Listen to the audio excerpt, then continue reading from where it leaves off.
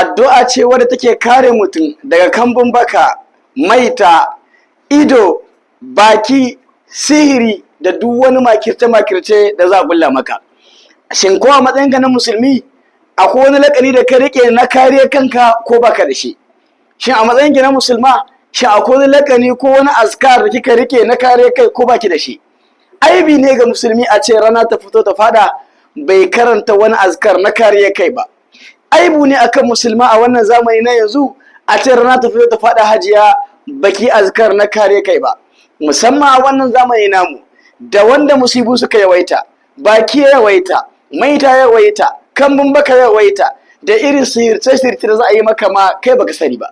Wani wallahi baya son ka gaba da baya, a tare yake da kai. Zai yi maka sihiri, zai yi maka baki, zai yi maka abin nan, zai yi maka maita. Amma ka zauna haka ka meke kafa kenan, sai dai idan an maka ka lalace, a dan uwa ga azkar zan baka kyauta insha Allah. Wani azkar ne kafa uku zaka karanta da safe, kafa uku da yamma. Idan ka karanta shi in Allah ya so yarda wallahi idan an maka siri ba zai kama ka ba, wallahi idan aka maka baki ba zai kama ka ba, wallahi idan aka maka kambun baka ba zai kama ka ba, wallahi idan aka maka maita ba zai kama ka ba.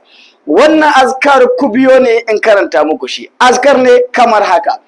Idan ka tashi da safe ka ce bismillahi alladhi la yadurru ma ismihi shay'un fil ardi wala fis sama'i wa huwa as-sami'ul alim.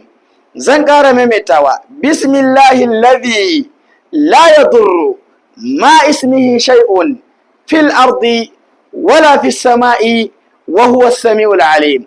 Wannan bidiyo ka yada idan karanta da safa kafa uku da yamma kafa uku in ji manzon Allah babu wanda zai same ka. Sharrin mutum ko aljani Allah zai kare ka, sihiri Allah zai kare ka, boka Allah zai kare ka, dan duba Allah zai kare ka da duk wani nau'in baki musamman a zamanin mu yanzu.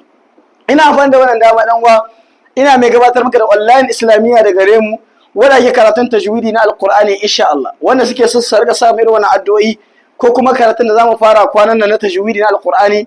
Karatun tajwidi ne za a yi zalla na alqur'ani mai girma tun daga ahkamu nunu sakina, izhar, idgham, kalkala, tafkhimi, tarqiqi, makharil huruf da sauransu. Da yau muna karanta qur'ani ba mu yi tajwidi ba, muna karanta da sabo ba mu sani ba. Da haka akwai bukatuwa ka shiga makarantar nan ka karatun tajwidi na alqur'ani, ka gyara karatunka, ki gyara karatunki. Muna kurakure wallahi ba mu sani ba, sai ana karatu ake gane wani kurakure. Da haka wannan karatun tajwidi wallahi islamiyya ne muka bude ta hanyar group na WhatsApp muke karata. Idan kana bukata ka tabi wannan lambobi ta WhatsApp a saka ka insha Allah, ka yada mana wannan bidiyon zai amfanar da wasu insha Allah.